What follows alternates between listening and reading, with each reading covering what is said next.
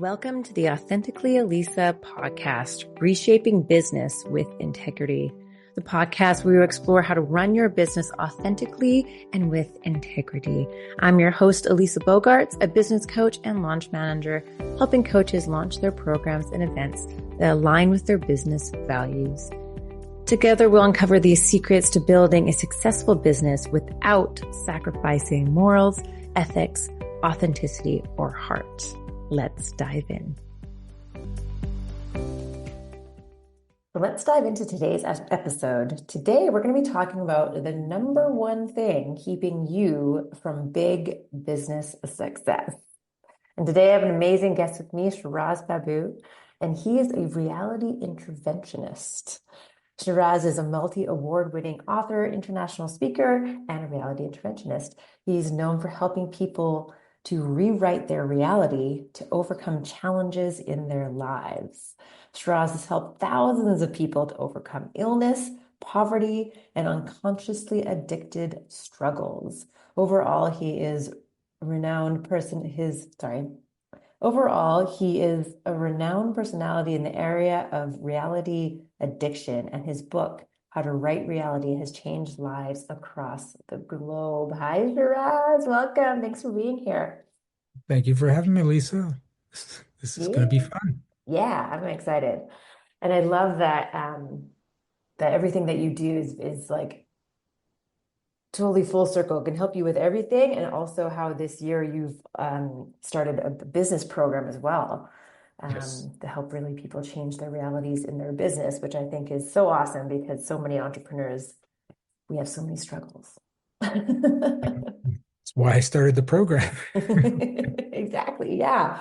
So do you tell me about, how you got into this field of work and just why you're so passionate about it, and also how it sort of like morphed into also, focusing on helping people with their businesses? I got it. It's a weird story for me because it's not that went through all this struggle kind of thing and created the business. I got in on a bet. So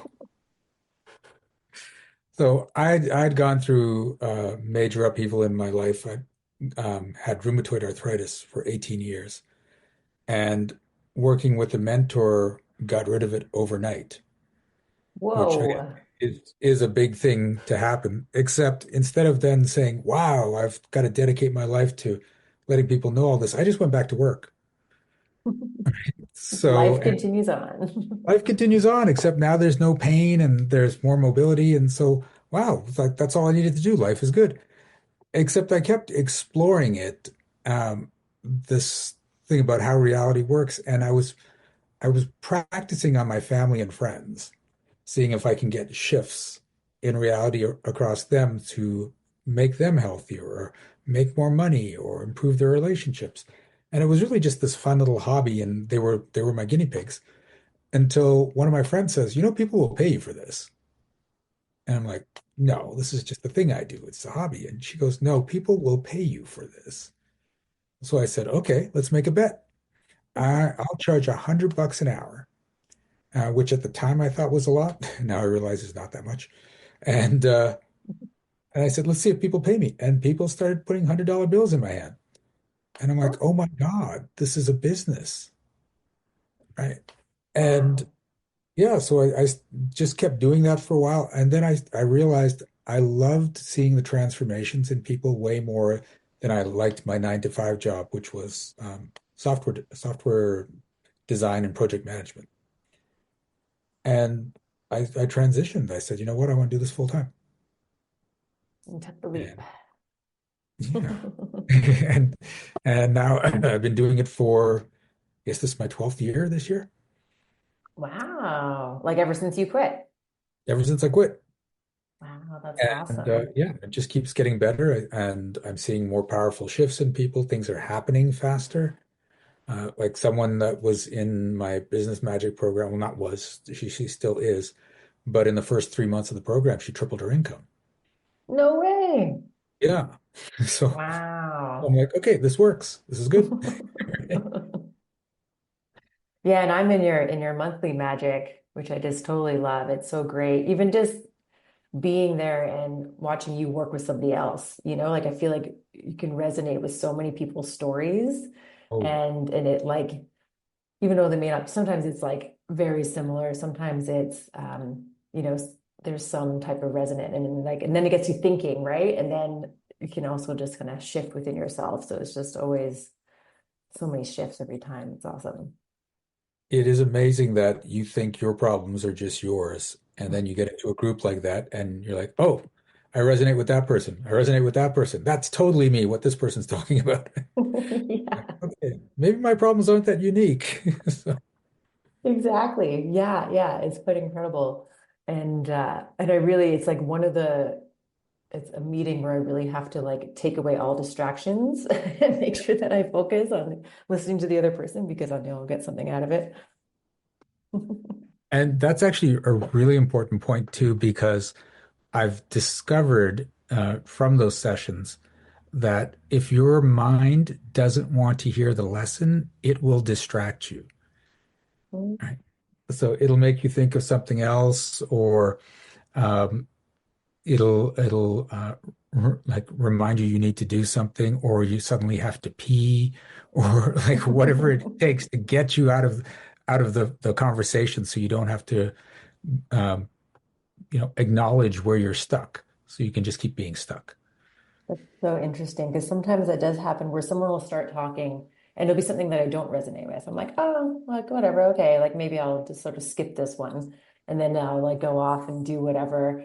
And then all of a sudden, because I'll still be listening, right? And then I'll hear Yeah. something and I'll come like refocus and I'm like, oh, and it is transformed into something that I do resonate with. And then I'm like, oh no, I wish I was listening the whole time. Oh, I get it. I went to a workshop once and it was really powerful. And I had the recording and I listened to the recording over and over to just really let the things sink in. And the fifth time I'm listening, so it's the fifth time listening, plus I'd actually been there live. Um, I'm hearing him say something and I'm like, I've never heard him say this before. My mind distracted me the previous five times, every time he said Wow, it. that's incredible. Right. And it's a And recording, so you know it was there. yeah, it's you're thinking like, who changed my recording? This was never here before. Right?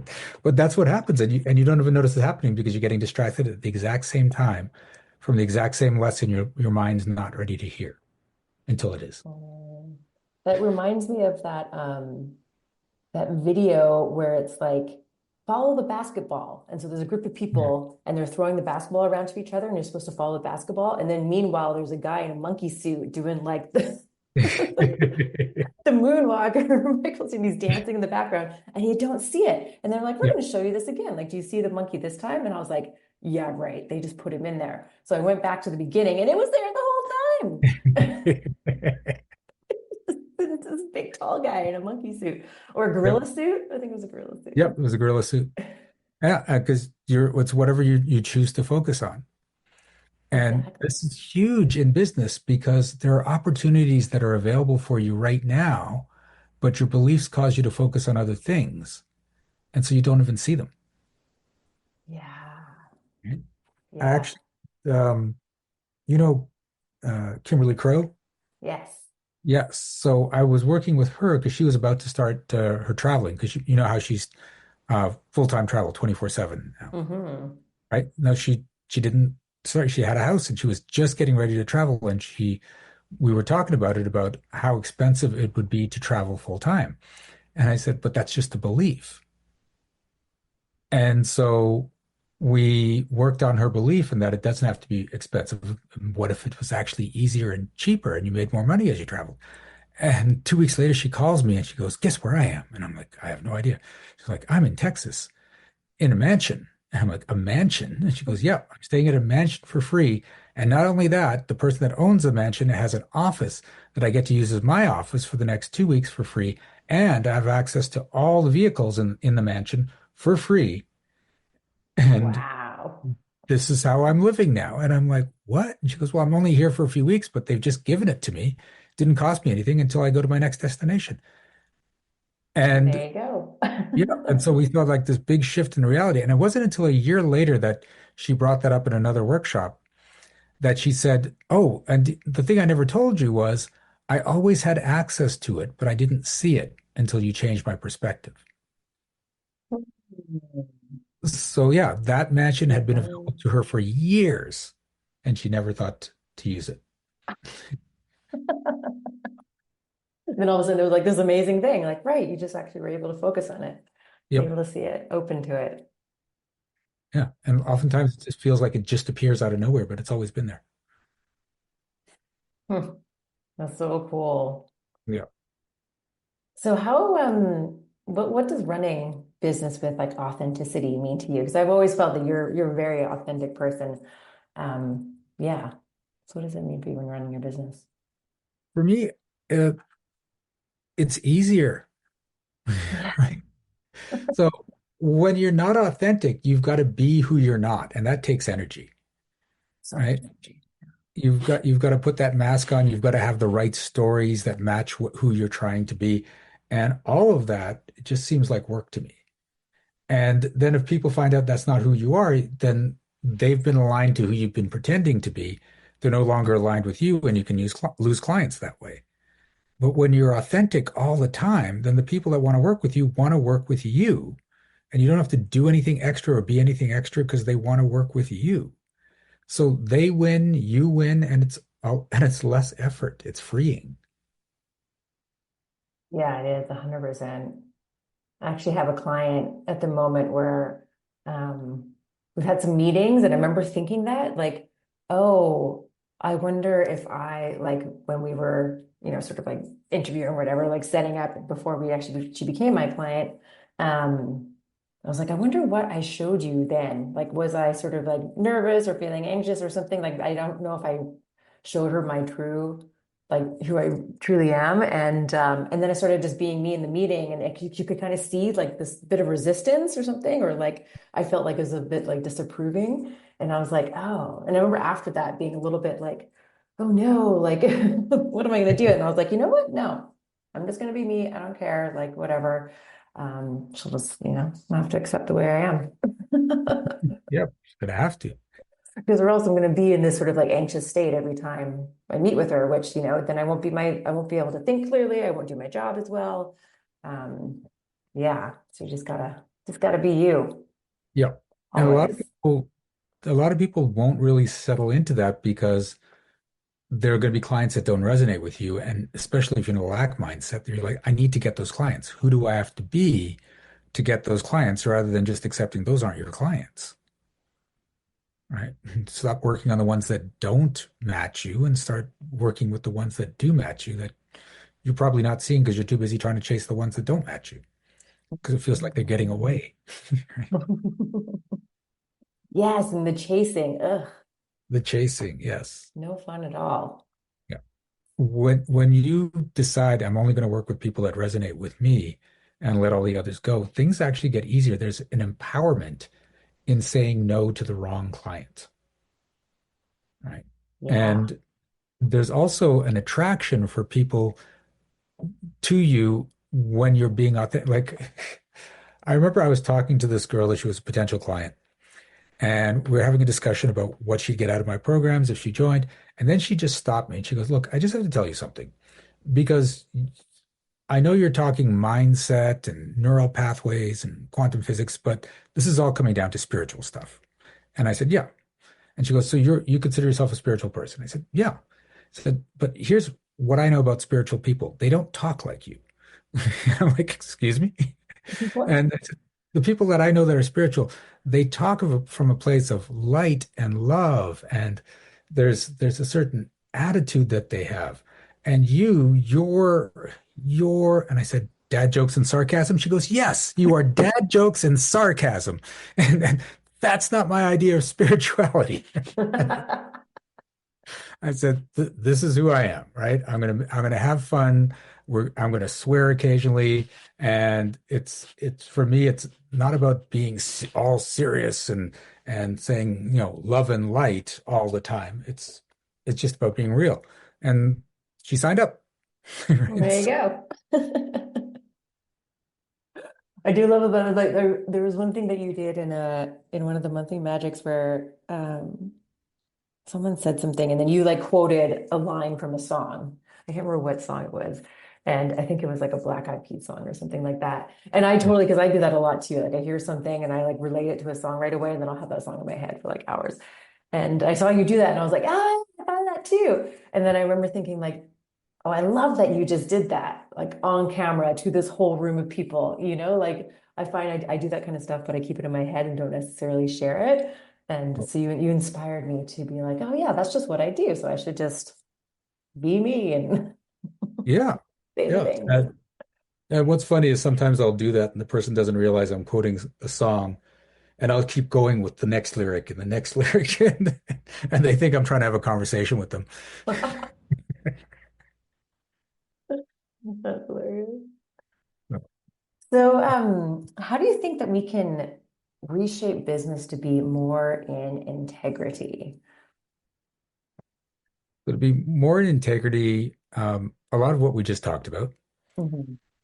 and stop worrying about what everyone else thinks of you. Because I find a lot of people get out of integrity because they want to be seen a certain way. And or on the opposite side, they're afraid of being seen a certain way. Oh, tell me more And about that. so I don't want anyone to think um, I don't have the skills. And it's regardless of whether you have the skills or you don't have the skills, you just don't want anyone to think you don't have the skills. So what can I do to make it seem like I'm knowledgeable? And do I have to, let's say you're spiritual, do I have to wear guru robes? Or if you're a business coach, do I have to now buy the most expensive car? Like, how can I? And so you're so worried about people having a negative opinion of you, you get out of integrity to try to prove that you are. It may even be that you are who you are, but in trying to prove who you are, you're stop being you. It's kind of a crazy catch 22. Yeah, yeah. That's so funny. I love that. I do know like some people who um very much like you say are in integrity. And I remember I met somebody and he's making millions in his business and um I had asked like, oh, what labels do you wear? Like do you have like a particular designer that you like or what? And he was like, no, I don't wear any labels. And I was like, oh, he was just totally, he's like, I don't give a shit about any of that kind of stuff. Like, none of that matters to me at all. And I don't care what anybody thinks or that people expect me to dress a certain way or wear certain clothes because of, how much revenue my business makes. It's just like, nope. Like he's like, all my clothes, I just, I could throw this away if I get it dirty today. I'm going to wear hundreds of dollars of shirts or whatever, just because he just doesn't care about any of that. And he's not going to let, anybody who, that sort of like stereotype you put on him, which I thought was Yeah. pretty cool. Nice. Love it. Yeah. So tell me, let's talk about this one thing that's keeping, entrepreneurs and people listening from big success. It's your addiction to your current level of success. Mm. Right? Most people don't realize that they are physically addicted to their current level of success. And once you realize it and treat it like an addiction, you can create big success and make it sustained. Right? So, for Mhm. instance, let's say you want to expand your business and you want more clients. Um, you may have a belief that, let's say, you have to be responsible for every one of your clients. And when you have that belief, every new client um, feels like a burden because the responsibility always feels heavy. Mm. Now, for me, I'm not responsible for any one of my clients. When I show up for a session, I am fully present. I contribute to the best of my abilities, and then we're done. I don't spend the time afterwards going, "Oh, could I have done more?" And Frank didn't have the as big a shift as I thought. So what can I do for Frank? Because that's all me being responsible. And so if I'm off working with other people, but I'm still worried about what just happened during that session with Frank and Sophie and Carol, then I'm not going to be fully present in the next session. Right. So that's why I say stop being responsible. You still want to be in a full intention of I'm going to do the best for my clients, but get out of responsibility. So, but most people are there. That's what they've been taught. Be responsible, right? And you grow up on phrases like with great power comes great responsibility. Mhm.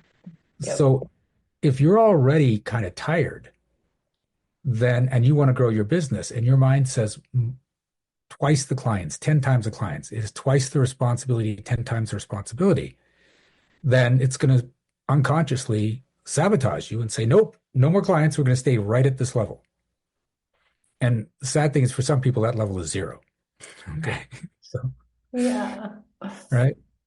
So now you've got this belief that's running inside you. And here's where the addiction comes in. Whenever you see someone else complaining about how much work they have to do, it's like, oh, I've got to talk to this client, or this person's really weighing me down.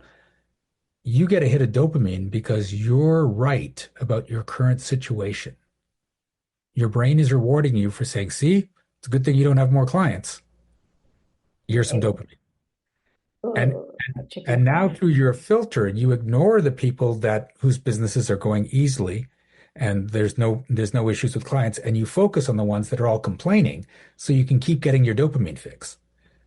And now you're stuck in addiction to that dopamine fix of if I have more clients, it's just going to be too hard. Yeah. And so you keep yourself where you are. Yep. And so here's Yep. the crazy thing.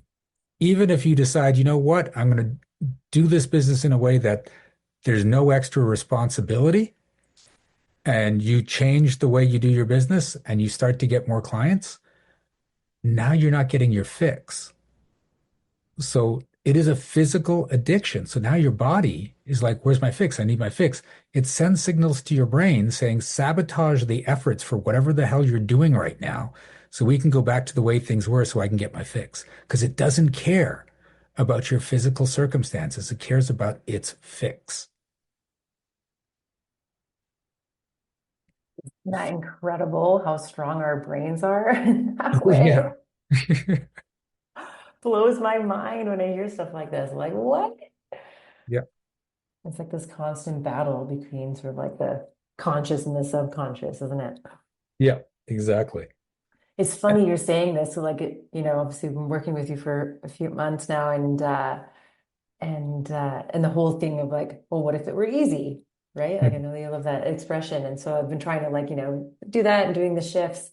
And I had was thinking like, okay, the way I'd run my business right now, like what would be my ideal number of clients, or how many do I think I could handle to, work with so many clients because I work on them one-on-one because I do like project management. And like so I would still have time to do the networking I need to do and all the other stuff I need to do. And in my head, I set it to, I was thinking eight, and I was like, eight might be too much. So I'm gonna say six. And very interesting, I just realized like last week, I was like, oh hey, I've got six projects right now. I'm like, that's interesting. That exact number, right? And then but there are some days where I'm like, I feel like I should be really busy right now. Like what I got six projects. Like, am I on top of all of them? I kind of like double checking my stuff. I'm like, no, I already did that. No, we're good here. This person has that. Like everybody's working on what they're supposed to be working on. And I've done my project. And I was like, oh, well, this seems kind of easy. And I was like, oh, and like you popped in my head. I was like, wow, that's incredible. So then in now I'm like, okay, well, do I think I could bump it up to eight? Because originally I was kind of thinking eight, or do I kind of want to keep it where it is and keep it easy? Or maybe that gives me more time to develop something new, which I just had an amazing idea yesterday about something new I could offer for my business. So, but yeah, I'd had that amazing realization, like, first of all, that I hit six projects. It wasn't six separate clients, and like one client has two projects, but yeah, I was like, oh, it was incredible. Yeah. Yeah.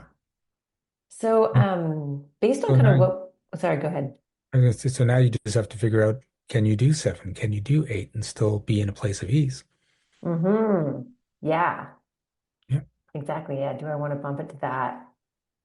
Yeah. Or have the space for something new? Yeah, exactly. And so now, once you've got the routine, you start to build the addiction. It takes about 6 months to get out of an addiction and about 6 months to get firmly into a new addiction. Mhm. Wow. And and so that's one of the things you have to realize because when you're trying to change your habits, you have to treat things like I'm an addict. So when you start to, you make the changes, but then you start to see the changes go away, you're like, oh, I fell off the wagon. Let me course correct. Let me get back in there, get out of the addiction, and keep moving. And that's how you could start to make things permanent. A way to shortcut though is to replace one addiction with another addiction, Right. right? So, and we hear about this, like, people stop smoking and then they eat a lot more. They've replaced smoking with eating as an addiction. Hmm. But you can do this strategically with your business. So, for instance, I used to be addicted to working hard, not from the place that most people get taught you have to work hard if you want to succeed. I was like, I'll work harder than any of you. And I got this pride, right? I got this boost. You guys will put in 3 hours, I'll put in six. I'll outwork you any day of the week, right? Except that was burning me out, Yeah. right? I was getting work done, I was productive, I was getting success, but I was burning myself out because I had to work harder than everyone else. And so I realized I was addicted to that. And I said, okay, what if my addiction is I decide I want something done and it gets done quickly and easily?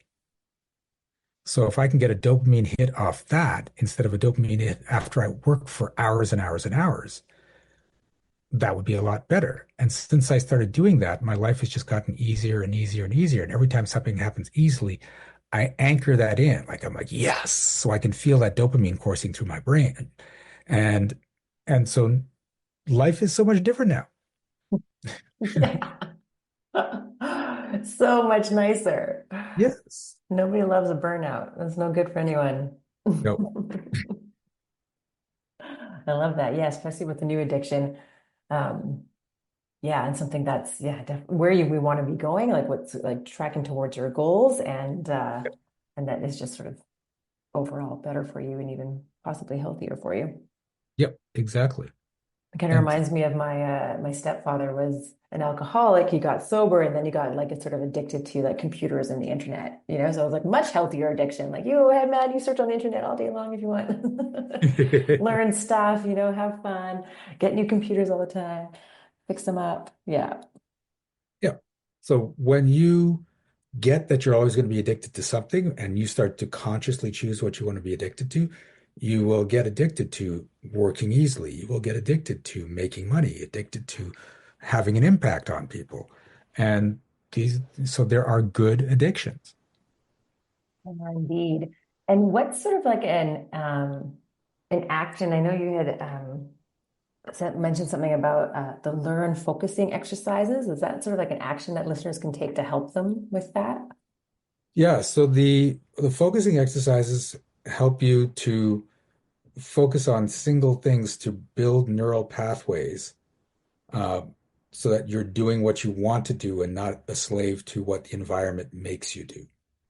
So, in order to rewire your neural pathways, you have to be able to focus on something for 30 seconds or more. That's how long it takes before the pathways start rewiring, because at that point, your brain thinks whatever's happening is real. It can't tell real from imaginary. If it's quick thoughts that keep switching, your brain's like, well, obviously, these are just little random thoughts. Oh, I see. That's one of the secrets. Now that here's the problem. Most people can hold a thought for about 7 seconds or less, which is about the same as a goldfish. Okay. This is why 90% of the world are not manifesting what they actually desire. Oh, And we're manifesting constantly. People just don't realize it. So a minister, this is one of my favorite phrases in the world. He said, praying is what people do between prayers. And what he means by that is you go to church on Sunday and you pray for better health or more success or better relationships. And you'll say you're in church for an hour, you're praying for an hour for these things. And then you immediately leave church and you're like, oh, but I don't have money. Now that's a prayer. That statement, I don't have money, is a prayer that goes out and gets answered. Okay, well, make sure you don't have money.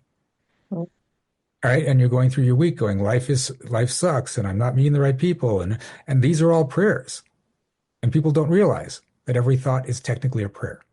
So when you master what your thoughts are, you are now sending out the right prayers, getting the right results back. Yeah. And one of the things, I learned this from Penelope Jane Smith.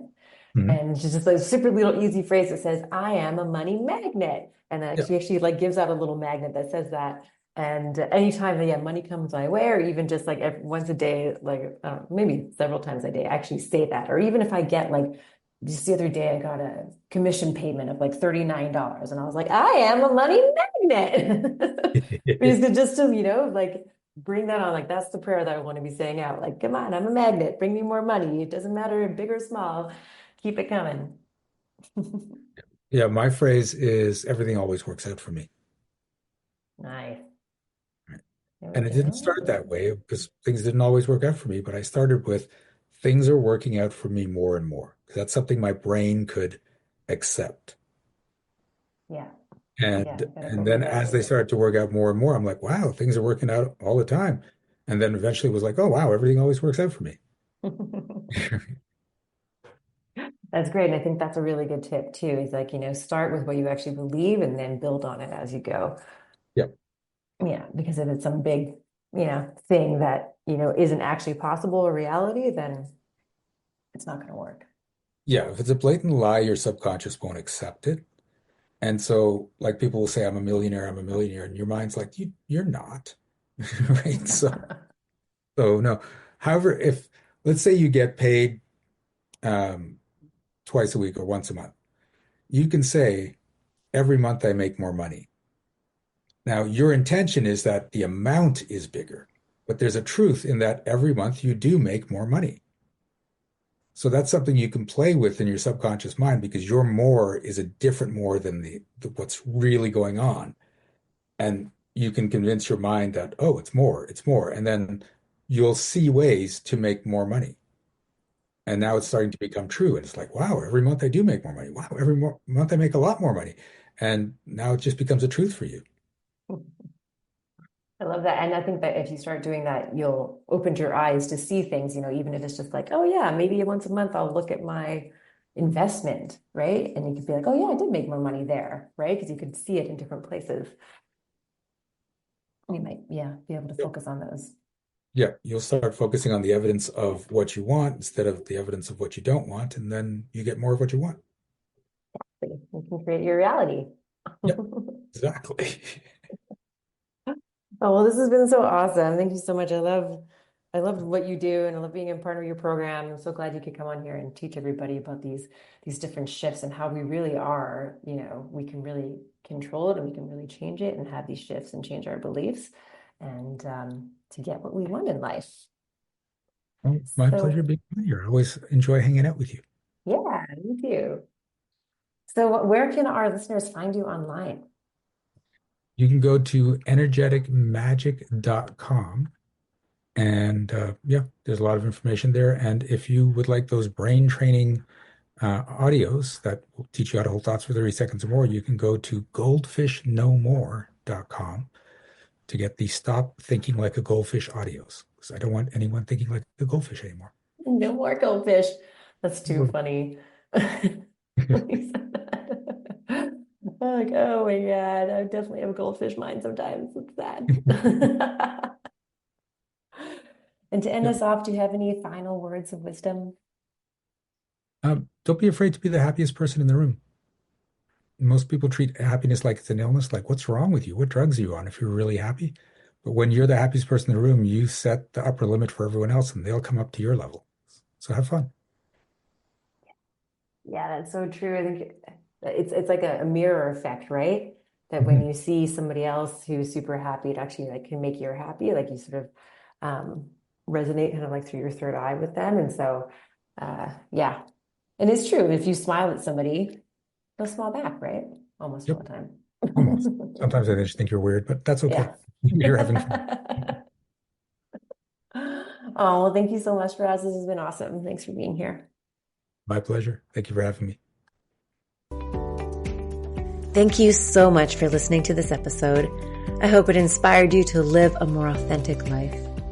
I'd love your help in inspiring more people to live authentically. So please follow, rate, and leave a review so we can create a ripple effect of authenticity. Until next time, stay true to you, be bold, and thrive on your own terms. This is Elisa, signing off authentically.